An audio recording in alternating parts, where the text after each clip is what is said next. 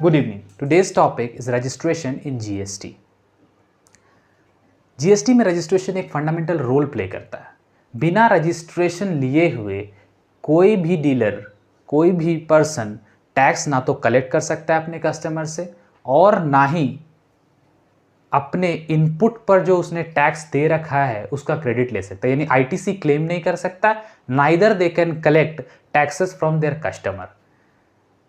GST में section number 22 से section number 30 यानी सीजीएसटी एक्ट का सेक्शन नंबर 22 से सेक्शन नंबर 30 डिटेल में ये बताता है कि रजिस्ट्रेशन का क्या क्या प्रोसेस है और किनको रजिस्ट्रेशन लेना है, कब लेना है, रजिस्ट्रेशन कैंसिल कैसे होगा, रजिस्ट्रेशन कैंसिलेशन हो जाए तो फिर रिवोकेशन ऑफ कैंसिलेशन कैसे होगा.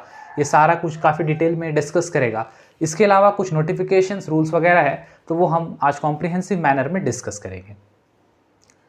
बात तो पहला ये है कि रजिस्ट्रेशन का रिक्वायरमेंट जिनको एक्ट में बताया गया वो तो लेना ही पड़ेगा. उसके अलावा नॉर्मल बिजनेस सर्कमस्टांसेस में भी कई बार आपके ऊपर लीगल बाइंडिंग ना होते हुए भी रजिस्ट्रेशन जीएसटी में लेना पड़ सकता है. क्यों लेना पड़ सकता है? हो सकता है कि आपको किसी टेंडर में पार्टिसिपेट करना हो जहाँ पे रिक्वायरमेंट है कि वो पार्टिसिपेशन सिर्फ जीएसटी में जो रजिस्टर्ड बिजनेसेस है वही करेंगी.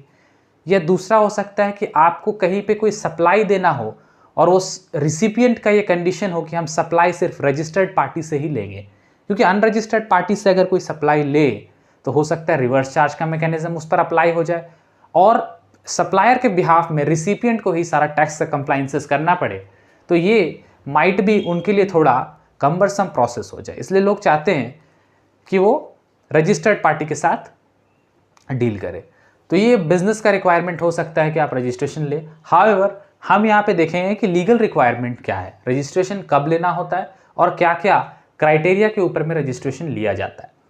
दो सेक्शन है, एक सेक्शन नंबर 22 और दूसरा सेक्शन नंबर 24. सेक्शन नंबर 22 हमें बताता है कि depending upon certain turnover limit अलग अलग स्टेट्स में आपको कब रजिस्ट्रेशन लेना पड़ सकता है. कहीं पे 10 लाख का लिमिट है कि 10 लाख से ऊपर अगर आपका एनुअल टर्नओवर हो जाता है तो आपको रजिस्ट्रेशन लेना होगा.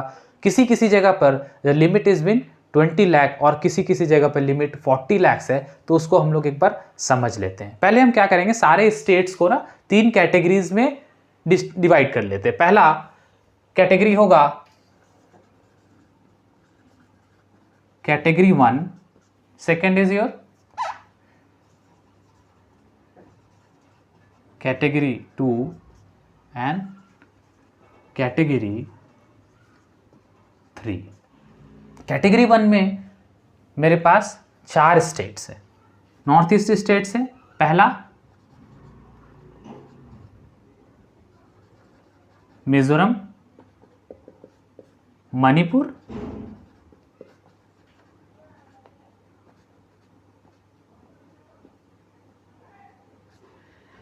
त्रिपुरा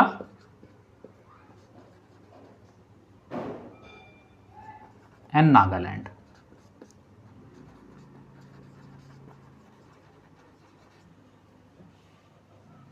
कैटेगरी नंबर 2 जो है उसमें मेरे पास 6 स्टेट्स हैं. ऐसा कैटेगराइजेशन एक्ट में या रूल्स में नहीं है, ये हम कन्वीनियंस के लिए कैटेगरी वाइज इसको कर दिए हैं ताकि इलस्ट्रेशन देने में इजी रहे. देन कैटेगरी 2 में कौन कौन से स्टेट है? Telangana,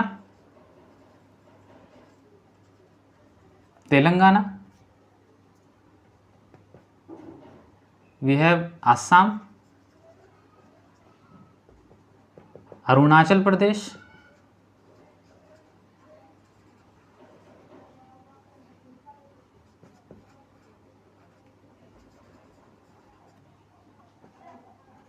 Puducherry,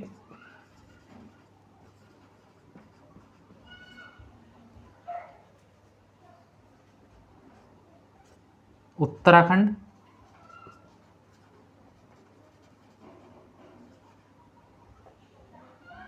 Telangana, Assam, Arunachal Pradesh, Puducherry, Uttarakhand and we have Meghalaya.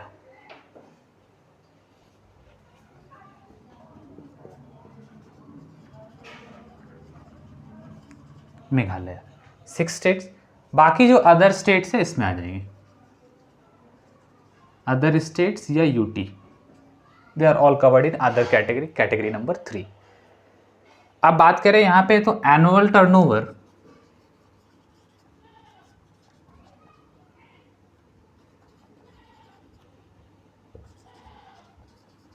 Exceeds, हम इसकी बात करें ये गुड्स में डील करते हो या सर्विसेज में डील करते हो इस स्टेट में, या बोथ और बोथ। इनको रजिस्ट्रेशन लेने का लिमिट बताया गया है ₹10 लाख, ₹10 लाख। इनके लिए भी वही है, गुड्स में डील करते हो या सर्विसेज में या कॉम्बिनेशन ऑफ बोथ। इनके लिए भी लिमिट बताया गया है 20 लाख। यानी अगर 10 लाख से ऊपर एक्सीड कर जाता है टर्नओवर और हम इस स्टेट में बिजनेस कर रहे हैं तो मेरे को जीएसटी में रजिस्ट्रेशन लेना पड़ेगा जाके। 10 लाख ₹1 हो जाता है, 10 लाख से अब कोई भी फिगर हो जाता है, चाहे हम गुड्स में डील कर रहे हो या सर्विसेज में डील कर रहे हो या कॉम्बिनेशन है, बोथ गुड्स भी है कुछ सर्विसेज भी है, तो मेरे को रजिस्ट्रेशन का रिक्वायरमेंट 10 लाख के ऊपर आ जाएगा। अगर हम इस स्टेट्स में है, स्टेट्स में मतलब तेलंगाना, असम, अरुणाचल प्रदेश, पुडुचेरी, उत्तराखंड, मेघालय में से कहीं पे भी है और गुड्स या सर्विसेज या बोथ में डील करते हैं तो मेरे को रिक्वायरमेंट है 20 लाख का, 20 लाख का। मतलब 20 लाख से अगर हम ऊपर गए तो मेरे को रजिस्ट्रेशन लेना कंपलसरी हो जाएगा, बिल्कुल। अदर स्टेट्स को हम और फर्दर 2 कैटेगरीज में डिस्ट्रीब्यूट करें। अदर स्टेट या यूटी में अगर हम हैं जो इसमें से नहीं है, अदर देन दिस, दिल्ली में है, झारखंड में है, बिहार में है, वेस्ट बंगाल में है, और भी जो स्टेट बच गए इनके अलावा, उसमें 2 कैटेगरीज है। पहला कैटेगरी उन स्टेट्स के लिए जहां पे हम गुड्स का सप्लाई देते हैं, intra state supply of goods only. यहां पे सर्विसेज नहीं दे रहा है, वो बिजनेस एंटिटी सर्विसेज नहीं दे रहा है, सिर्फ गुड्स दे रहा है। और कहां दे रहा है? इंट्रा, मतलब विद इन द स्टेट ही उनका ट्रांजैक्शन है। 2 वर्ड्स याद रखना है, गुड्स है और इंट्रा स्टेट सप्लाई है। गुड्स है एंड इंट्रा स्टेट सप्लाई है। तो इनके लिए लिमिट जो बताया गया है, थ्रेशोल्ड लिमिट, वो हो जाएगा ₹40 लाख का, 40 लाख का। यानी अगर झारखंड में कोई है, कोई बिजनेस एंटिटी है और वो इंट्रा स्टेट यानी झारखंड में ही सारा सप्लाई देता है, उसका इंटर स्टेट सप्लाई नहीं है और सिर्फ गुड्स में डील करता है, तो उनको लिमिट दिया गया है, थ्रेशोल्ड लिमिट दिया गया है 40 लाख का। If that annual turnover exceed ₹40 lakh, तभी उनको रजिस्ट्रेशन कंपलसरी होगा, अदरवाइज रजिस्ट्रेशन कंपलसरी नहीं है। नाउ गुड्स की जब बात करें तो कुछ गुड्स को इसमें से एक्सक्लूड कर दिया गया है, यानी उनको नोटिफाइड गुड्स कहते हैं। और अगर वो नोटिफाइड गुड्स में डील कर रहा है तो उनको ये लिमिट 40 लाख का नहीं मिलेगा। एक्सक्लूड किया गया है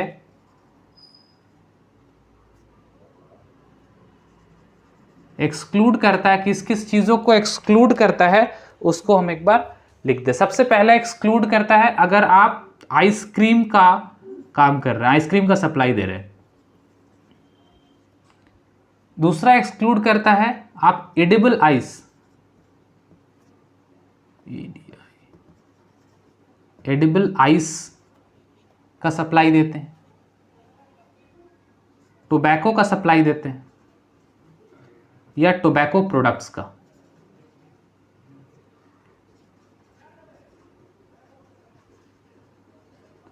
तब आपके लिए लिमिट ये 40 लाख का नहीं रहेगा, तब आपके लिए ये लिमिट 20 लाख का हो जाएगा।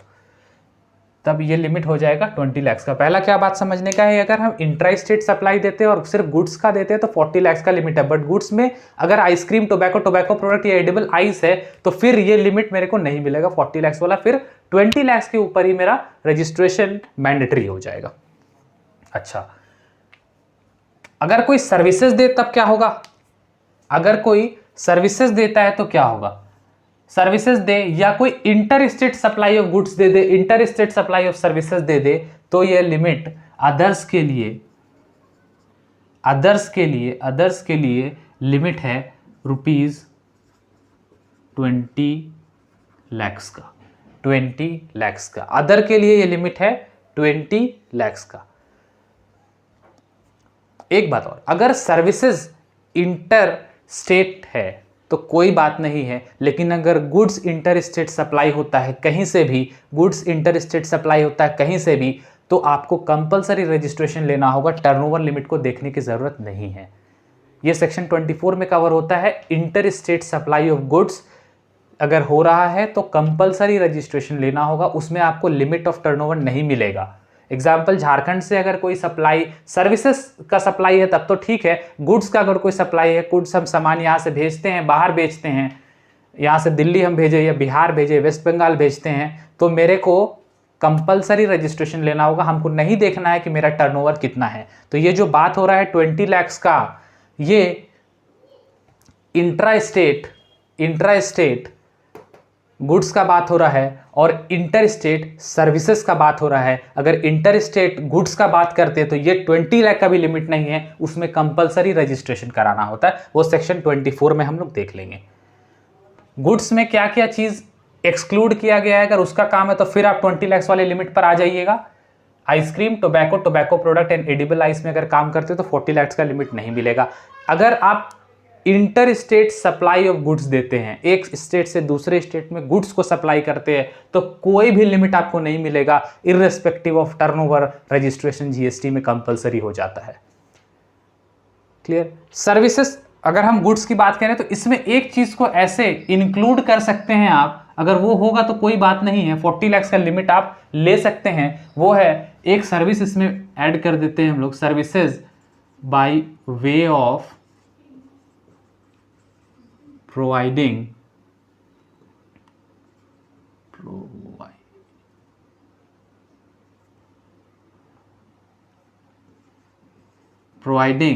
services by way of providing loans, investments या deposit for consideration in form of interest और डिस्काउंट। ऐसे ही एग्जाम्प्ट सर्विस है। हाउएवर ये एग्जाम्प्ट सर्विस देने की वजह से अगर आप है तो आपका ये लिमिट आपको मिल जाएगा 40 lakhs का, लेकिन सिर्फ एक ही चीज़ यहाँ पे इंक्लूड किया हुआ है, वो services by the way of providing loan, deposit, investment, जिसको आप इंटरेस्ट के लिए कर रहे हैं। उस तरह का सर्विस अगर आप दे रहे हैं तो 40 lakhs का limit will be available to you.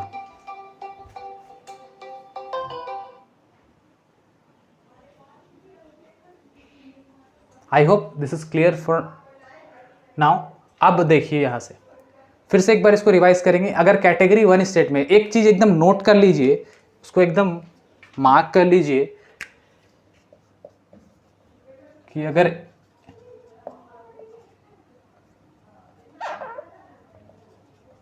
Interstate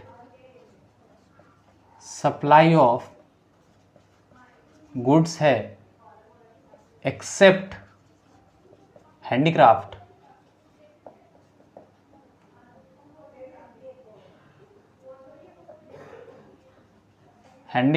items जो नोटिफाई किया गया है,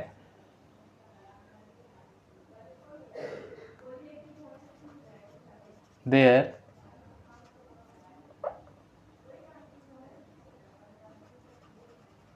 should be compulsory registration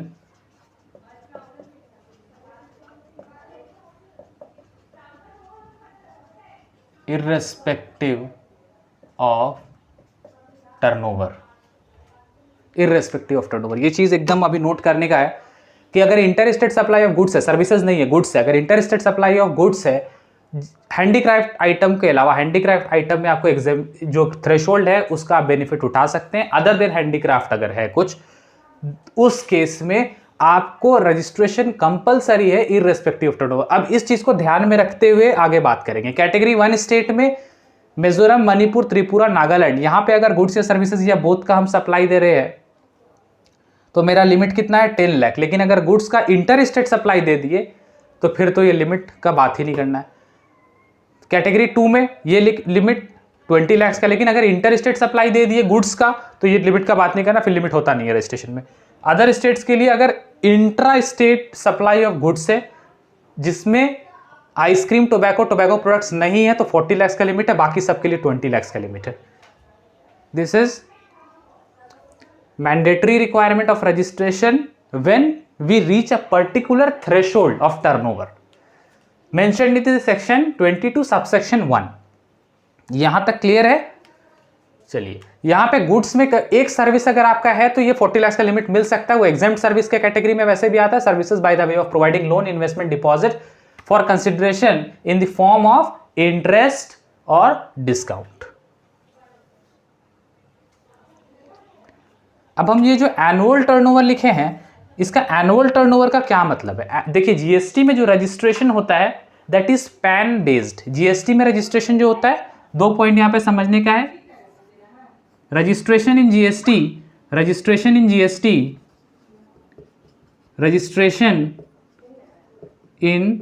GST is pan based.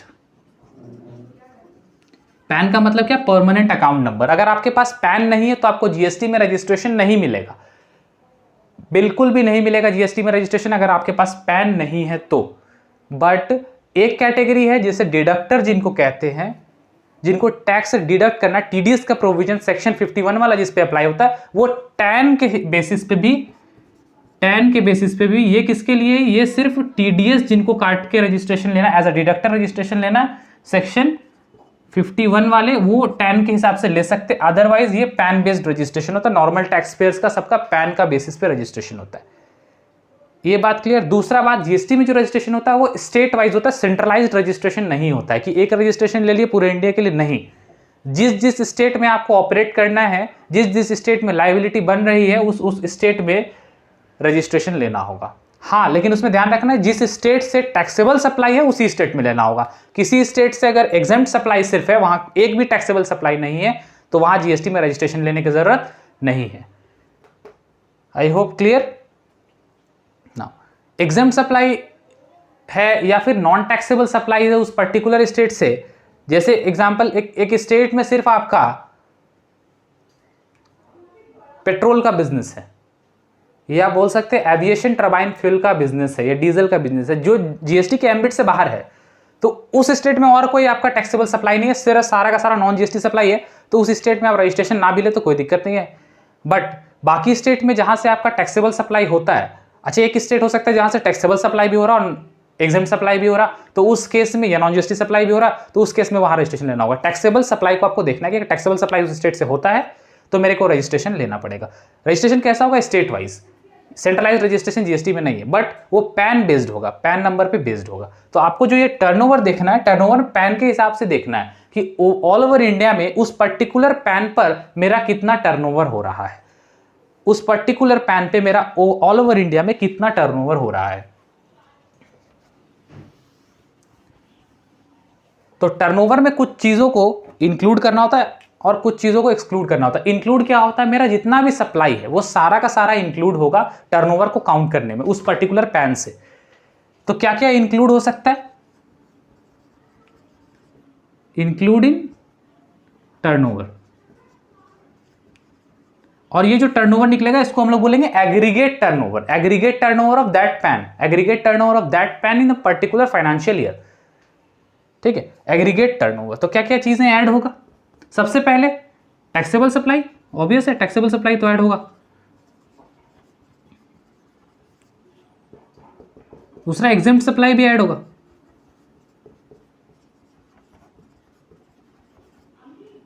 तीसरा non GST supply, non GST supply जैसे alcoholic liquor for human consumption, petroleum product, aviation turbine fuel वगैरह, diesel, इस तरह का जो आइटम होता है। एग्जेम्प्ट सप्लाई मतलब जिनको नोटिफिकेशन से एग्जेम्प्ट किया गया, वो तो कब वो टर्नओवर में जब काउंट करेंगे तो टोटल टर्नओवर मेरा 20 लाख है, 10 लाख है, 40 लाख है, इसको काउंट करने में ये सारी चीजें इंक्लूड करके हम काउंट करेंगे। और ये एक पर्टिकुलर पैन का पूरा हम जोड़ेंगे पूरे इंडिया का। Non GST supply, then export जो भी होता है, और जीरो रेटेड, इसको लिख लीजिए। जीरो रेटेड में जो जीरो रेटेड मतलब जीरो रेटेड सप्लाई का मतलब होता है ऐसा सप्लाई जो एक्सपोर्ट हुआ हो, इंडिया से बाहर गया हो, या एसईजेड को इंडिया में ही ट्रांसफर हुआ होगा, ये सप्लाई हुआ होगा, या एसईजेड डेवलपर को सप्लाई हुआ होगा, तो वो जीरो रेटेड सप्लाई भी इसमें ऐड हो जाता है। देन एज एजेंट अगर आप कोई सप्लाई दिए हैं अपने प्रिंसिपल का, एज ए एजेंट अगर आप कोई सप्लाई दिए तो वो भी ऐड हो जाएगा आपका, आपके टैक्सेबल टर्नओवर निकालने में, एग्रीगेट टर्नओवर निकालने में, सॉरी टैक्सेबल टर्नओवर नहीं, एग्रीगेट टर्नओवर निकालने में। ठीक है, एग्रीगेट टर्नओवर जिसके बेसिस पे हम डिफाइन करेंगे कि 10 लाख 20 लाख 40 लाख है कि नहीं, इन सब चीजों को जोड़ के।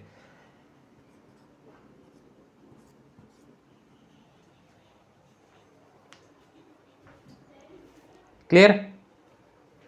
अगर आप किसी को सप्लाई दिए हैं जिस बेसिस पे टैक्स का पेमेंट रिसिपिएंट को करना है, फिर भी आप ऐड करेंगे, टैक्स का पेमेंट रिसिपिएंट को करना है, फिर भी आप अपने टैक्सेबल टर्नओवर में उसको ऐड करेंगे। हो सकता है आरसीएम अप्लाई होता हो, टैक्स का पेमेंट सामने वाला कर रहा है, बट सप्लाई तो आपने दिया। Supply under which RCM is applicable, तो ये ऐड हो जाएगा इसमें। टैक्सेबल सप्लाई ऐड हो जाना है, एग्जेम्प्ट सप्लाई ऐड हो जाना है, नॉन जीएसटी सप्लाई ऐड हो जाना है, एक्सपोर्ट ऐड हो जाना है, एज ए एजेंट अगर आप कोई ट्रांसफर देते हैं तो वो ऐड हो जाएगा। सप्लाई अगर आप आरसीएम जिस पे एप्लीकेबल है, लेकिन सप्लाई तो हम दिए, तो सप्लाई में मेरे ऐड होगा, टैक्स भले सामने वाला दे रहा है। ठीक है, तो these thing will be added to find out the aggregate turnover, aggregate annual turnover. ये सारी चीजें इसमें ऐड हो जाएंगी। कुछ चीजें ऐड नहीं होंगी, एक्सक्लूड करेंगे हम लोग उसको। एक्सक्लूड किस चीज को करेंगे? एक्सक्लूड किस चीज को करेंगे? सीजीएसटी, एसजीएसटी, यूटीजीएसटी, आईजीएसटी या कोई भी सेस इंक्लूड नहीं होगा टर्नओवर निकालने के लिए। टर्नओवर निकालने के लिए कोई भी तरह का जीएसटी में जितना टैक्सेस लगता है वो कोई भी मेरा इंक्लूड नहीं होगा। CGST, SGST, UTGST, IGST, cess, इनको इंक्लूड नहीं करना है टर्नओवर निकालने के लिए, यानी कि टैक्सेबल वैल्यू के बेसिस पे हम लोग उसको कैलकुलेट करेंगे without giving effect of the tax, without giving effect of the tax. आपका taxable supply for example total में 15 लाख है और 6 लाख का आप एग्जेम्प्ट सप्लाई भी दे दिए हैं किसी पर्टिकुलर लोकेशन से, तो उसी पैन बेस्ड, तो आपको उनको ऐड करेंगे तो वो 21 लाख हो जाएगा। 21 लाख होगा तो अगर आप यहाँ पे हैं तो आपका रजिस्ट्रेशन लाइबिलिटी अराइज हो जाएगा उस डेट से, जिस डेट पे वो टर्नओवर एक्सीड कर जाएगा। क्लियर? अब इसको एक एग्जाम्पल से हम समझते हैं।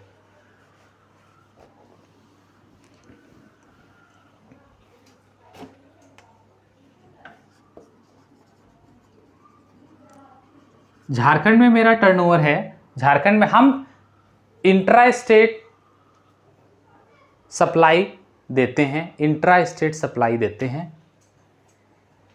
ठीक है, intra state supply of goods as well as intra state supply of services. तो मेरा लिमिट कितना होगा कि intra state supply of services बात कर दिए तो मेरा लिमिट ऐसे ही हो जाएगा 20 लाख।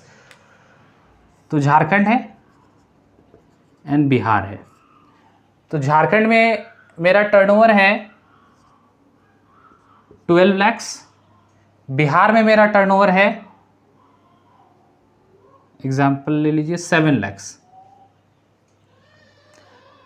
तो टोटल हुआ 19 लाख का टर्नओवर। तो यहाँ पे जीएसटी में रजिस्ट्रेशन कराना ज़रूरी नहीं है, जीएसटी में रजिस्ट्रेशन कराना ज़रूरी नहीं है। क्यों ज़रूरी नहीं है? क्योंकि हम सर्विसेज प्रोवाइड करते हैं, क्योंकि हम सर्विसेज प्रोवाइड करते हैं, वो इंट्रा स्टेट हो या इंटर स्टेट हो। लेकिन अगर गुड्स प्रोवाइड कराते और इंटर स्टेट होते तो ये टर्नओवर तो देखना ही नहीं था, फिर फिर हमको रजिस्ट्रेशन ले लेना होता। तो ये हो जाएगा 19 lakhs। अभी रजिस्ट्रेशन नहीं लेना होगा। लेकिन आप दूसरा एग्जाम्पल लीजिए, यहाँ पे 12 लाख है, यहाँ पे 9 lakhs है। अब मेरा हो गया टर्नओवर 21 lakhs। तो अब मेरे को रजिस्ट्रेशन लेना होगा। कहाँ कहाँ के लिए लेना होगा पता है? दोनों जगह के लिए लेना होगा। दोनों जगह के लिए रजिस्ट्रेशन लेना होगा। झारखंड के लिए भी रजिस्ट्रेशन लेना होगा, बिहार के भी, क्योंकि मेरे को एग्रीगेट टर्नओवर देखना है। एक स्टेट का टर्नओवर नहीं देखना है, उस पर्टिकुलर पैन से कितना टर्नओवर होता है वो देखना है। तो अब मेरे को रजिस्ट्रेशन कंपलसरी हो जाएगा। 21 lakhs पे मेरे को रजिस्ट्रेशन लेना होगा। हाउएवर अगर हम सिर्फ गुड्स का इंटरेस्ट सप्लाई किए हैं तो 40 lakhs का लिमिट हो सकता है, तो वो अलग बात है। लेकिन अभी हम यहाँ मान के चल रहे हैं कि मेरा लिमिट कितना है, 20 lakhs का है। तो मेरे को 21 हो गया तो रजिस्ट्रेशन लेना होगा। लेकिन अगर हम बोले मेरा एक और यूनिट है, चलिए इसको थोड़ा और एक्सटेंड करते हैं।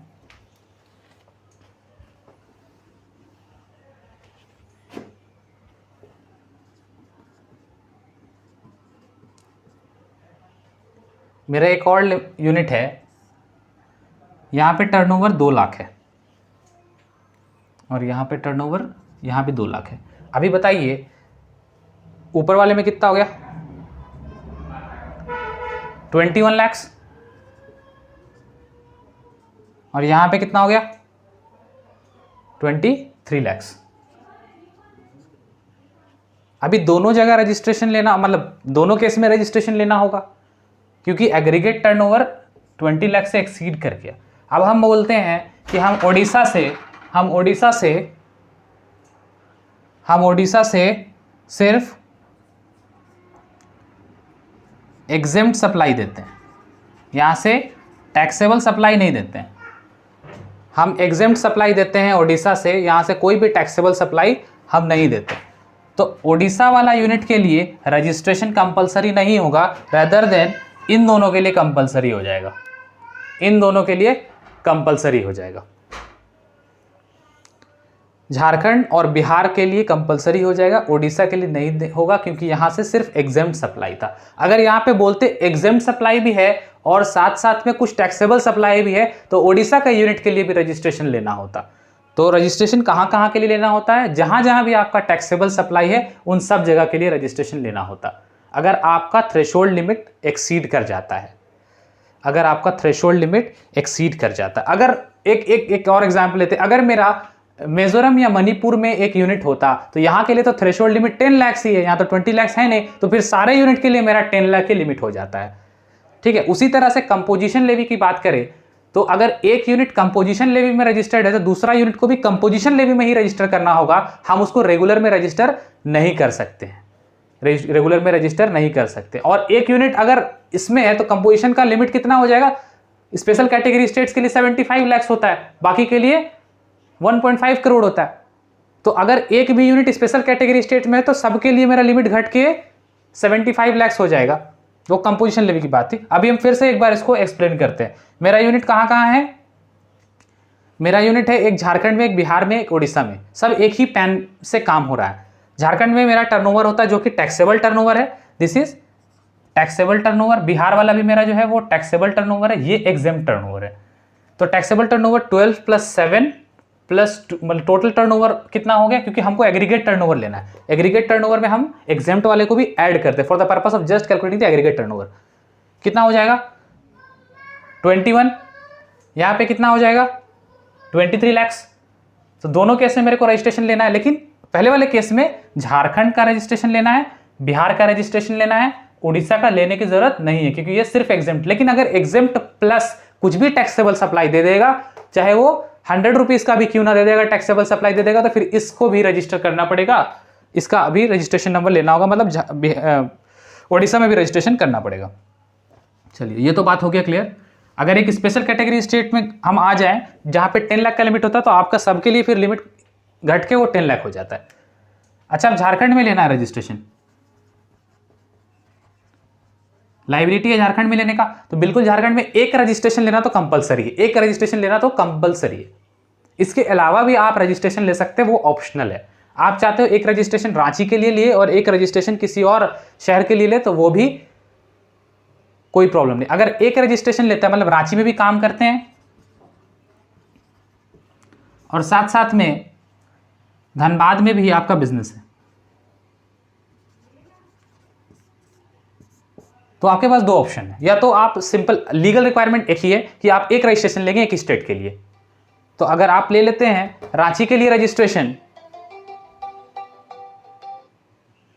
अगर आप ले लेते हैं रांची के लिए रजिस्ट्रेशन, तो धनबाद के लिए रजिस्ट्रेशन लेने का जरूरत नहीं है, बल्कि रांची को आप प्रिंसिपल प्लेस ऑफ बिजनेस दिखाइए और धनबाद को एडिशनल प्लेस ऑफ बिजनेस दिखाइए रजिस्ट्रेशन के टाइम पर। मतलब एक ही रजिस्ट्रेशन, एक ये बन जाएगा प्रिंसिपल प्लेस ऑफ बिजनेस, ये बन जाएगा एडिशनल प्लेस ऑफ बिजनेस। लेकिन अगर आप चाहते नहीं हम दोनों को अलग अलग रजिस्ट्रेशन ले तो भी ऑप्शन आपके पास अवेलेबल है, बिल्कुल अलग अलग रजिस्ट्रेशन ले लीजिए। उस केस में झारखंड में 2 रजिस्ट्रेशन हो जाएगा आपका, और ये इसका डिस्टिंक्ट पर्सन कहलाएगा। इसका क्या कहलाएगा? Distinct person. एक distinct person means GST number तो अलग अलग है बट पैन नंबर सिमिलर है, तो they are known as distinct person. फिर अगर इनके बीच में अगर सप्लाई होता है तो सप्लाई माना जाएगा, अगर कंसिडरेशन ना भी है तो भी उसको सप्लाई माना जाता है। डिस्टिंक्ट पर्सन के केस में वो एक केस है, विदाउट कंसिडरेशन भी हम उसको सप्लाई मान लेंगे। तो आपके पास विद इन द स्टेट भी ऑप्शन है कि आप सिंगल रजिस्ट्रेशन ले लो, वो लीगल रिक्वायरमेंट था कि 21 लाख 23 लाख पार हो गया था और टैक्सेबल सप्लाई था, तो बिल्कुल ले लेंगे। लेकिन आप चाहो तो झारखंड में भी 2 रजिस्ट्रेशन ले सकते हो, एक रांची के लिए एक धनबाद के लिए। या चाहो तो रांची को प्रिंसिपल प्लेस ऑफ बिजनेस दिखा दो, एक ही रजिस्ट्रेशन लो, और इसको इसका एडिशनल प्लेस ऑफ बिजनेस दिखा दो, ये भी ऑप्शन अवेलेबल है। ठीक है, तो ये बात हुआ एनुअल टर्नओवर और registration with in the state का। क्लियर? चलिए अब सेक्शन 24 में आते हैं। सेक्शन 24 हमें बताता है कि कुछ कुछ केसेस में we are bound to take registration, we are bound to take registration irrespective of turnover. कि टर्नओवर भाई अपना कुछ भी हो जाए, रजिस्ट्रेशन तो हमको लेना ही लेना होगा, रजिस्ट्रेशन तो लेना ही होगा। पहला case, this is section 24 compulsory registration.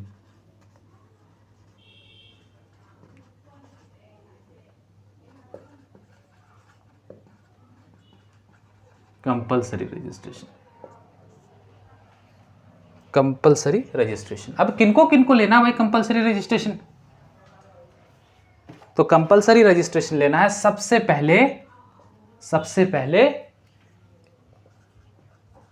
Inter state supply of goods except handicraft item.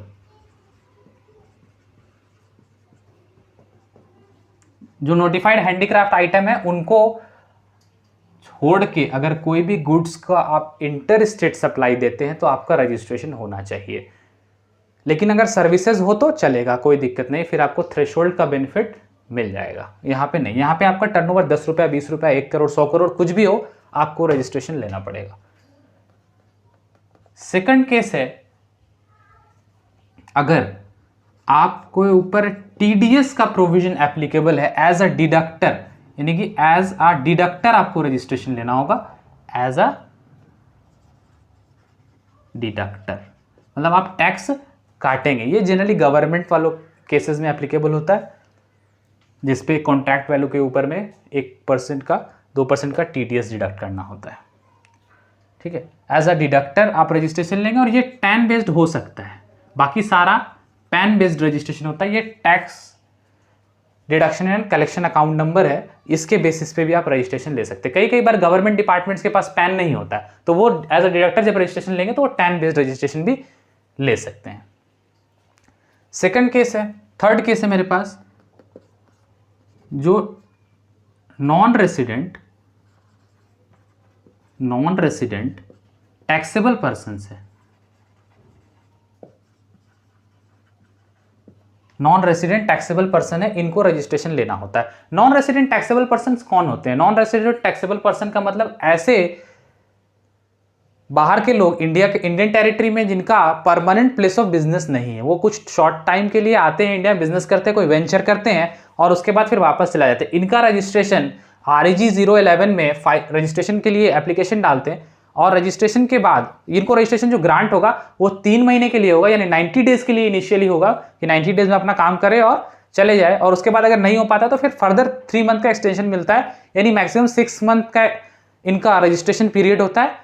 उसके बाद में उसके बाद में इनको रजिस्ट्रेशन अपने आप से खत्म हो जाएगा। और क्या करना होगा, इनको एडवांस में टैक्स पे करना होता है।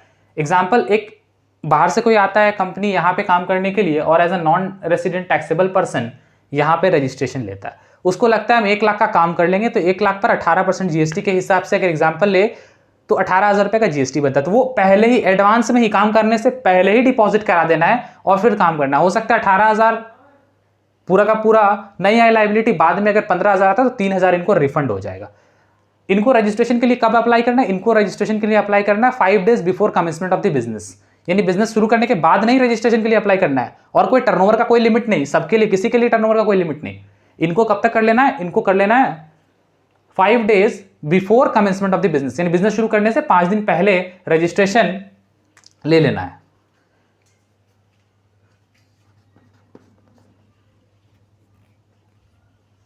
उसके बाद है जो कैजुअल टैक्सेबल पर्सन है।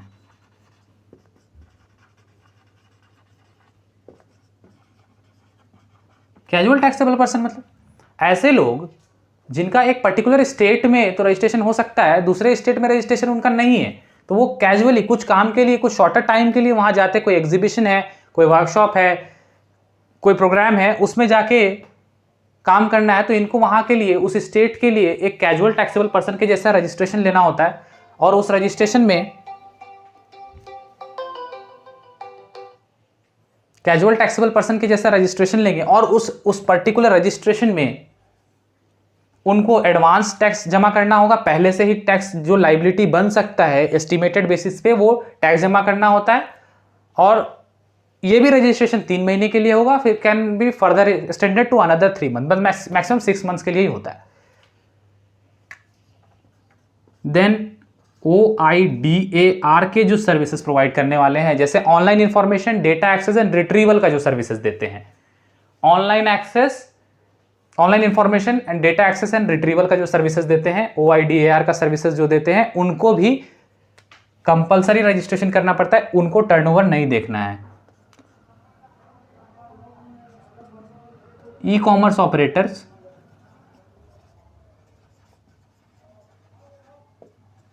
Liable to collect TCS। अब ई कॉमर्स ऑपरेटर 2 तरह का हो सकता है, एक जो 9(5) में कवर है। 9(5) में कौन कवर होता है, जो स्पेसिफिक सर्विसेज प्रोवाइड करते हैं, जिनको government of India by the recommendation of the central council of GST बताया कि हाँ इनको 9(5) में कवर करते हैं। जैसे पैसेंजर ट्रांसपोर्ट का services provided by radio taxi, provided by maxi cab, motor cab और मोटरसाइकिल, वो कवर होता है। उसके बाद जो एकोमोडेशन का सर्विसेज प्रोवाइड करते हैं होटल्स में, गेस्ट हाउस में, इन्स में, या कोई house hold services like plumber का सर्विसेज या आपका कारपेंटर का सर्विसेज, इस तरह का सर्विसेज 9(5) में कवर होता है। वहां पे जो ई कॉमर्स ऑपरेटर है जो 9(5) वाला काम कर रहा है, अर्लियर क्या था कि सारे ई कॉमर्स ऑपरेटर को कंपल्सरी रजिस्ट्रेशन था, बट वो चेंज करके क्या अमेंड करके बता दिया गया कि नहीं, ई कॉमर्स ऑपरेटर जिनके ऊपर TCS काटने का लाइबिलिटी है, only those e commerce operator are required to take compulsory registration. 9(5) वालों को TCS का प्रोविजन एप्लीकेबल नहीं होता है। उसके अलावा जिनके ऊपर भी TCS का प्रोविजन एप्लीकेबल नहीं होता, वैसा ई कॉमर्स ऑपरेटर के लिए कंपल्सरी रजिस्ट्रेशन नहीं है। उसके अलावा जो सेलर हैं, ई कॉमर्स ऑपरेटर, एक तो ई कॉमर्स ऑपरेटर हुआ, मान लो फ्लिपकार्ट है, वो एक प्लेटफॉर्म है, एक वो बंदा है, और एक है जो उस प्लेटफॉर्म पे आके सामान बेचेगा, यानी जो सप्लायर है। सप्लायर के रेस्पेक्ट में बताया गया कि अगर सप्लायर ऑफ गुड्स है और वो ई कॉमर्स प्लेटफॉर्म पे आके सामान बेचना चाहता है तो उनको कंपल्सरी रजिस्ट्रेशन लेना होगा। Supplier who supplies good, who supply goods not services, services वालों के लिए वो लिमिट है थ्रेशोल्ड का, इनके लिए नहीं है। गुड्स के लिए supplier who supply goods through e commerce operator irrespective of turnover. Actually में आप जब जाएंगे ना फ्लिपकार्ट वगैरह पे, तो आपको रजिस्टर ही नहीं करेगा अगर आपको कोई गुड्स सेल करना है और आपके पास GST नंबर नहीं है तो। क्यों नहीं करेगा, क्योंकि उनको कंपलसरी रजिस्ट्रेशन लेना होता है। लेकिन अगर कोई सर्विस प्रोवाइडर है और वो चाहता है ई कॉमर्स के थ्रू से कुछ काम करे और उसका थ्रेशोल्ड नहीं आया है, तो they can very well do that without registration. ठीक है।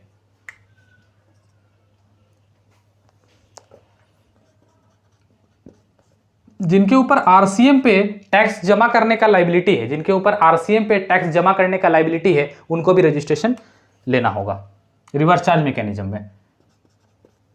उसके अलावा input service distributor, input service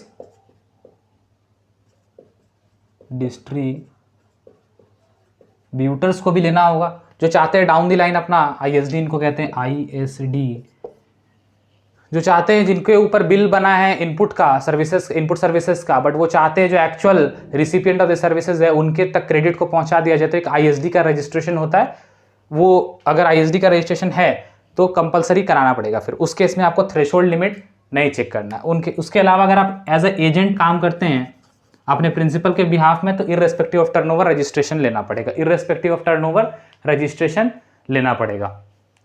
तो कौन कौन है जिनको कंपलसरी रजिस्ट्रेशन लेना पड़ता है? पहला, inter state supply of goods except handicraft item, TDS वाले जिनको 10 बेस्ड रजिस्ट्रेशन मिलेगा, non resident taxable person, casual taxable person, online information database access and retrieval का जो सर्विसेज देते हैं, e commerce operators, those who are, सारा नहीं है, जिनके ऊपर टीसीएस का लाइबिलिटी है वो है जो कि सेक्शन 52 वाले हैं, ये है सेक्शन 51 वाले टीडीएस वाले, ठीक है।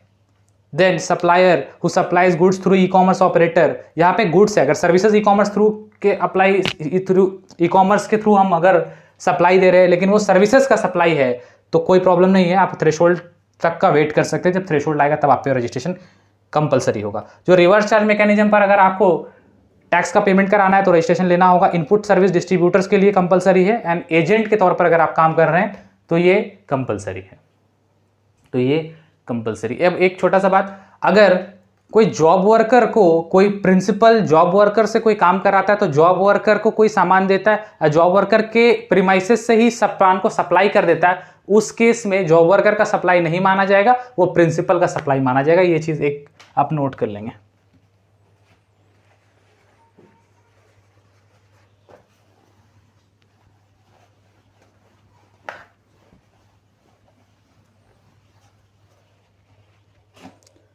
There is another section, that is section number 23, ये बताता है person those who are not liable to take registration, जिनको रजिस्ट्रेशन नहीं लेना है। सबसे पहला बात, रजिस्ट्रेशन किनको नहीं लेना है? Those who are exclusively providing exempt और नॉन टैक्सेबल सप्लाई। किनको रजिस्ट्रेशन नहीं लेना? Person not liable to take registration. पहला कौन है? एक्सक्लूसिवली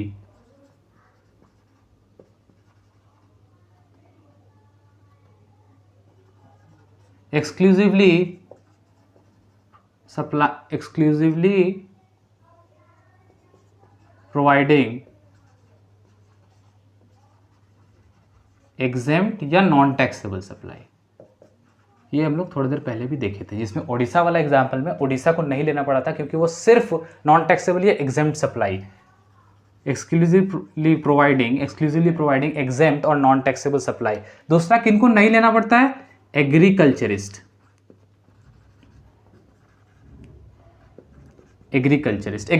में वही लोग जो जमीन से खेती करके उगा के बेचते हैं। ऐसा नहीं कि दूसरे का एग्रीकल्चर प्रोड्यूस को अगर हम बेच रहे हैं या हम एनिमल हस्बेंड्री का काम कर रहे हैं या गोट रेयरिंग का काम कर रहे हैं, फिश फार्मिंग, वो सब इसमें कवर नहीं होगा। जो सिर्फ लैंड के थ्रू से कल्टीवेशन फ्रॉम लैंड, यही सिर्फ कवर होता है और कोई कवर नहीं होता है, ठीक है। तो एग्जेम्प्ट सप्लाई अगर है तो वो नहीं होगा। अगर एग्रीकल्चरिस्ट है और उसका कोई टैक्सेबल सप्लाई भी है तो वो भी यहां पे कवर नहीं होगा, ठीक है।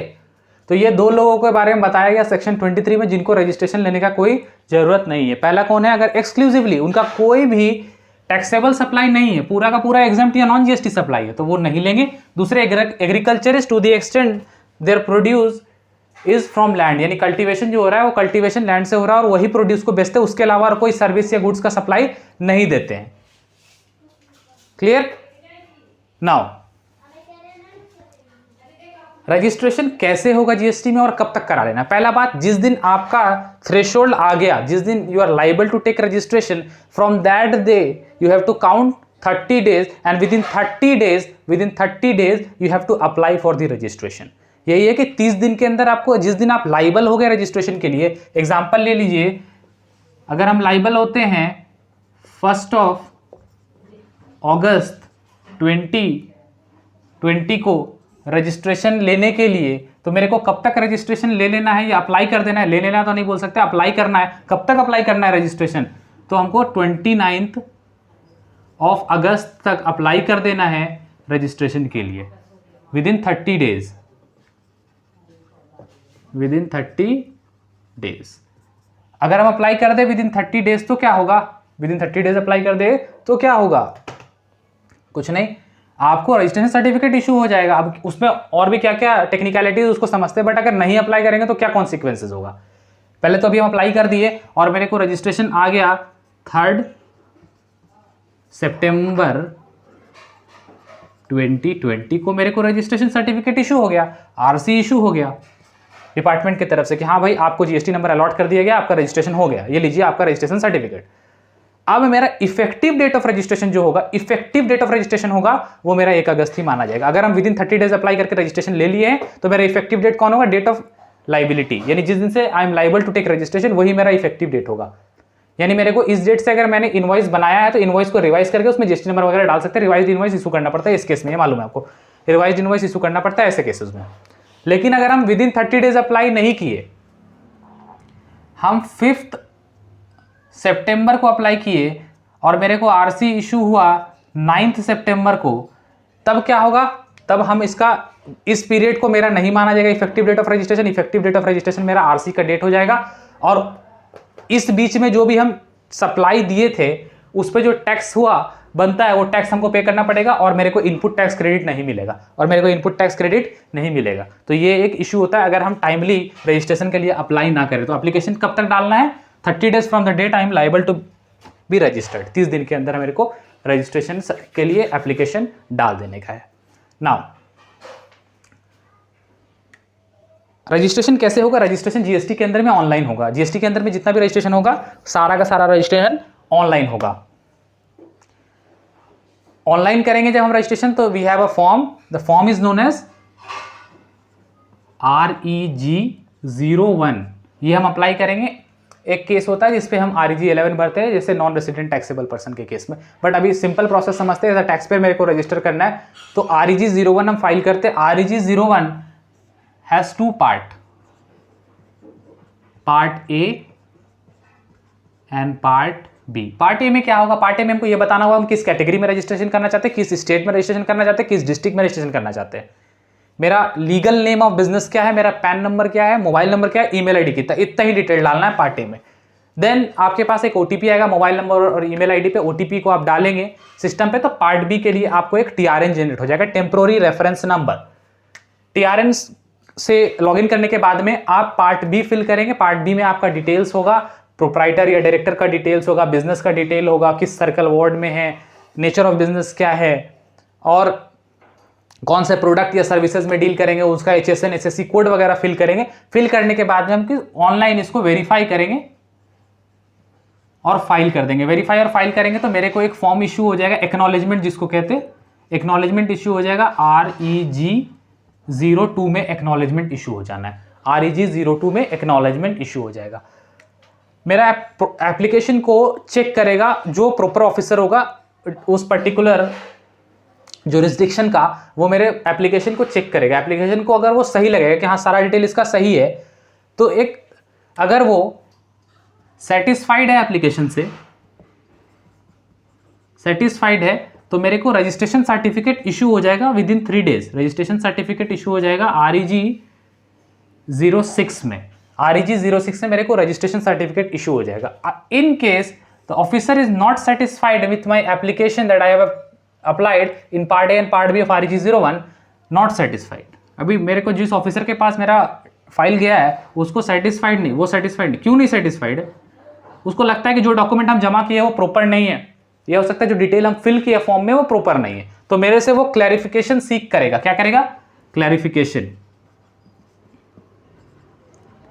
क्लैरिफिकेशन सीख करेगा, क्लैरिफिकेशन सीख करेगा, उसके लिए भी फॉर्म है REG03 में क्लैरिफिकेशन सीख होगा और मेरे को 7 डेज का टाइम मिलेगा। 7 दिन के अंदर मेरे को रिप्लाई करना होगा। एग्जाम्पल ले लो कि मेरे को क्लैरिफिकेशन ये बोला कि आपने जो रेंट एग्रीमेंट सबमिट किया है ना दैट इज एक्सपायर्ड, उसका डेट निकल गया है, आपने बाद के डेट का वो पुराना डेट का रेंट एग्रीमेंट सबमिट कर दिया। तो हम क्या करेंगे, कोई बात नहीं है, हम रेंट एग्रीमेंट को चेंज कर देंगे, चेंज करेंगे 7 डेज के विद इन चेंज करेंगे और रिप्लाई फाइल कर देंगे REG04 में। रिप्लाई फाइल करेंगे तो हो सकता है वो सेटिस्फाइड हो, अगर सेटिस्फाइड होगा तो फिर REG06 में सर्टिफिकेशन यानी कि सर्टिफिकेट इशू हो जाएगा। और अगर यहां से सेटिस्फाइड नहीं हुआ, उसको लगा कि नहीं फिर भी गड़बड़ है, तो क्या होगा, तो मेरा एप्लीकेशन रिजेक्ट हो जाएगा और इसके रिजेक्शन का फॉर्म होता है REG05। इसमें मेरा एप्लीकेशन रिजेक्ट हो जाएगा, हमको दोबारा से फिर यहां से शुरू करना होगा। ठीक है, एक ही बार मेरे को क्लैरिफिकेशन फाइल करने का मौका मिलेगा। Clear, I hope this is clear. Earlier यहाँ पे एक नोटिंग है, अर्लियर क्या होता था, जब हम पार्ट बी भरते तो बैंक डिटेल्स मेरे को यहीं पे अपडेट करना होता था, बैंक डिटेल मेरे को यहीं पे अपडेट करना होता, लेकिन अभी ऐसा नहीं है। अभी आप रजिस्ट्रेशन आने के 45 दिन के अंदर पोर्टल पे जाके अपना बैंक डिटेल अपडेट कर सकते हैं। इसके रिलेटेड सिलेबस में भी चेंजेस कर दिया गया है। ये तो हुआ रजिस्ट्रेशन मेरा आ गया। अब कई बार ऐसा होगा कि रजिस्ट्रेशन आपका कैंसिल हो जाएगा। रजिस्ट्रेशन कैंसिल 3 मोड से हो सकता है। पहला, हम खुद से रजिस्ट्रेशन अपना कैंसिल करने के लिए अप्लाई करें। अब हम क्यों अप्लाई करेंगे, पहला रीजन हो सकता है कि मेरा बिजनेस बंद हो गया हो, जो बिजनेस हम कर रहे हैं वो बिजनेस बंद हो गया, तो हम रजिस्ट्रेशन कैंसिल करने के लिए अप्लाई कर देंगे।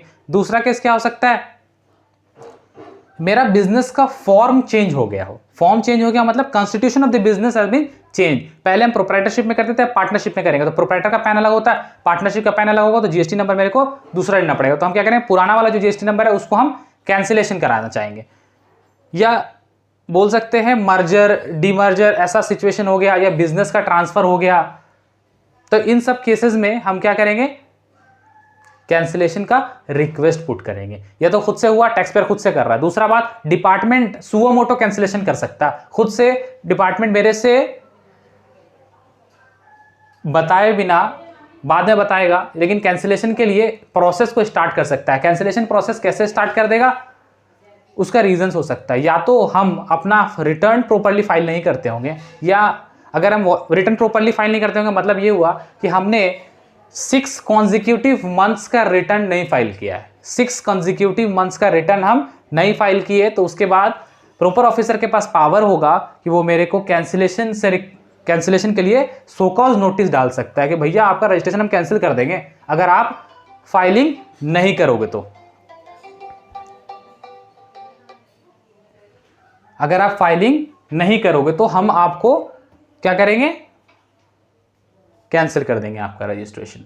यह हो सकता है डिपार्टमेंट को लगता हो कि आप कोई भी एक्ट का, सीजीएसटी एक्ट का, एसजीएसटी एक्ट का कॉन्ट्रावेन कर रहे हैं प्रोविजंस को, या डिपार्टमेंट को लगता है आपने जो रजिस्ट्रेशन लिया है वो फॉल्स डॉक्यूमेंटेशन, फॉल्स इंफॉर्मेशन के बेसिस पे लिया है, तो भी आपका रजिस्ट्रेशन कैंसिल हो जाएगा। या अगर कोई बिजनेस एंटिटी है वो अपना बिजनेस कमेंस ही नहीं, वॉलंटरी रजिस्ट्रेशन ले लिए कि आज हमको बिजनेस करना, वॉलंटरी रजिस्ट्रेशन ले लिए, 6 महीने तक बिजनेस ही शुरू नहीं किए, तो भी डिपार्टमेंट के पास पावर है कि वो सुओ मोटो कैंसिलेशन कर सकता है। तो अगर हम एप्लीकेशन डालते हैं, एप्लीकेशन खुद से, एंड थर्ड केस इज कोई लीगल हायर कैंसिलेशन डाल सकता है। पहला क्या था, हम खुद से डाल सकते हैं being a tax payer. Second क्या था, डिपार्टमेंट सुओ मोटो कैंसिलेशन कर देगा। थर्ड इज कोई लीगल हायर, एग्जांपल एक प्रोप्राइटरशिप में बिजनेस चल रहा था और प्रोप्राइटर का डेथ हो जाता है, तो उसके जो लीगल हायर्स है वो कैंसिलेशन के लिए रिक्वेस्ट डाल सकते हैं। Application for cancellation, application for cancellation ये पहले तो फाइल करना होगा अगर हम खुद से कर रहे हैं तो। ये जाता है REG GST, उसके पहले लगा लीजिएगा, हम लिख देते हैं REG 16 में। REG 16 में हम क्या करेंगे, एप्लीकेशन फॉर कैंसिलेशन फाइल करेंगे। ये तो एक खुद से कर सकते हैं। दूसरा, डिपार्टमेंट शोकॉज कर सकता है, शोकॉज कर सकता है डिपार्टमेंट, शोकॉज कर सकता है डिपार्टमेंट, या फिर मेरे को नोटिस दे सकता है कि भाई आप रिटर्न नहीं फाइल कर रहे हो, आपका रजिस्ट्रेशन हम कैंसिल कर देंगे, या ये रीजन है कि आपका रजिस्ट्रेशन हम कैंसिल कर देंगे। रीज़न क्या हो सकता है फॉल्स डॉक्यूमेंट के बेसिस पर रजिस्ट्रेशन ले लिए हो, तो वो सब केसेस में कैंसिल कर सकता है। ये REG 17 में इशू होगा, REG 17 फॉर्म में इशू होता है शो कॉज। अब क्या है, आपको अगर शो कॉज इशू हुआ है तो आप 7 डेज के अंदर, विद इन 7 डेज आप रिप्लाई फाइल कर सकते हैं। रिप्लाई कैसे फाइल करेंगे? रिप्लाई फाइल करेंगे REG 18 में, REG 18 में रिप्लाई फाइल करेंगे। अगर आपके रिप्लाई से डिपार्टमेंट सेटिस्फाइड नहीं है, कि आप जो बात बोल रहे हैं उससे सेटिस्फाइड नहीं है, नॉट सेटिस्फाइड, तो कैंसिलेशन ऑर्डर इशू हो जाएगा। कैंसिलेशन ऑर्डर इशू हो जाएगा, या फिर आपका एप्लीकेशन यहां प्रोसेस हो गया तो 30 डेज के विद इन, दोनों केस में 30 डेज होता है, 30 डेज के विद इन। अब यहां पे खुद से एप्लीकेशन डाले तो शो कॉज तो आएगा नहीं, डायरेक्टली आपको REG 18 में कैंसिलेशन ऑर्डर आएगा। REG 18 में कैंसिलेशन ऑर्डर आएगा। REG 18 में, सॉरी ये REG 19 में आता है। रिप्लाई हम फाइल करते हैं ना REG 18 में, ये REG 19 में आता है, ये REG 19 में आता है। ये फॉर्म का नाम है, इस फॉर्म में आपको कैंसिलेशन ऑर्डर आएगा। And if the department is satisfied, अगर यहां पे रिप्लाई आप जो फाइल किए हैं उससे सेटिस्फाई है डिपार्टमेंट, तो क्या करेगा, तो एक फॉर्म होता है REG 20 फाइल कर देगा। मतलब 20 में आपको ये बता देगा कि आपका कैंसिलेशन नहीं किया जा रहा है, हम ड्रॉप करते हैं कैंसिलेशन का प्रोसेस को। अच्छा, जिस दिन से हम कैंसिलेशन का रिक्वेस्ट डालेंगे उस दिन से मेरा रजिस्ट्रेशन सस्पेंड हो जाएगा। उस पीरियड के लिए रिटर्न डालना कंपलसरी नहीं है, उस पीरियड के लिए रिटर्न नहीं डालना है, ठीक है। जिस दिन से मेरा प्रोसीडिंग स्टार्ट होता है कैंसिलेशन का, उस दिन से रिटर्न नहीं डालना। एक बार जब कैंसिलेशन ऑर्डर आ जाता है तो हमको 30 डेज की विद इन, फिर इसके बाद मेरे को GSTR 10 फाइल कर देना होता है। With in 30 days GSTR 10 file कर देना होता है। With in 30 days will file GSTR 10। अब कुछ छोटा छोटा सा प्रोविजन है, उसको समझ लेते हैं। सबसे पहला बात, सेक्शन 22 में वापस से चलते। एक तो था थ्रेशोल्ड लिमिट पे रजिस्ट्रेशन लेना, अलग अलग स्टेट्स के लिए अलग अलग था। एक क्राइटेरिया ये है कि अगर सेक्शन 22 सबसेक्शन 2 कि अगर मेरा एग्जिस्टिंग लॉ में यानी GST आने से पहले मेरा रजिस्ट्रेशन था तो मेरा रजिस्ट्रेशन GST में हो जाएगा, उसमें मेरा थ्रेशोल्ड नहीं चेक किया जाएगा। एग्जाम्पल, अगर मेरा रजिस्ट्रेशन पहले सर्विस टैक्स में था, एक्साइज में था, वैट में था, तो अपने आप GST में रजिस्ट्रेशन हो जाना है। तो दिस वाज, अगर अर्लियर लॉ में हम रजिस्टर्ड थे तो इस लॉ में भी रजिस्टर्ड रहेंगे।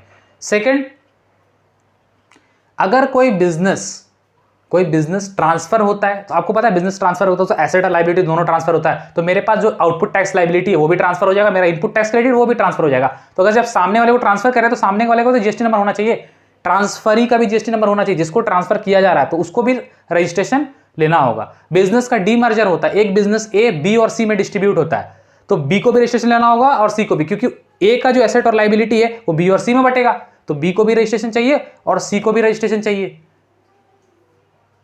क्लियर?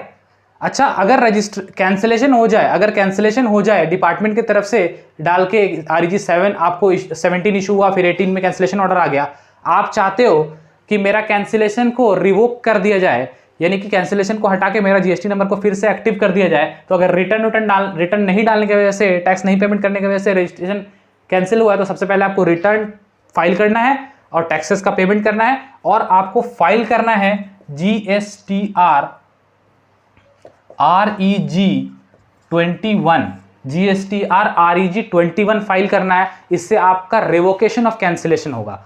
रेवोकेशन ऑफ कैंसिलेशन यानी डिपार्टमेंट बोलेगा कि ठीक है, जो कैंसिल किए थे उसको फिर से एक्टिव कर देते हैं, जाओ तुम फिर से टैक्स कलेक्ट करो, और इस पीरियड में अगर कोई इनवॉइस वगैरह इशू किए होंगे तो फिर से रिवॉइस्ड इनवॉइस इशू करना पड़ता है।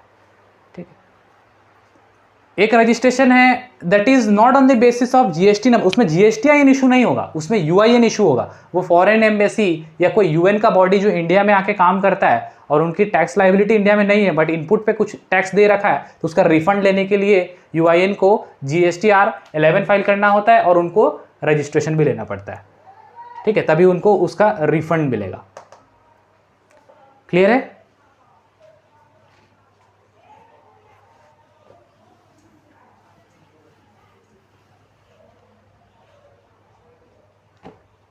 जीएसटी में रजिस्ट्रेशन अगर कोई ना ले तो उस केस में उसको ना तो इनपुट टैक्स क्रेडिट का बेनिफिट मिलना है और ना ही आउटपुट टैक्स को वो कलेक्ट कर सकता है किसी कस्टमर से। और ऐसा कोई करता है तो दैट इज इलीगल। अगर आपके पास जीएसटी नंबर नहीं है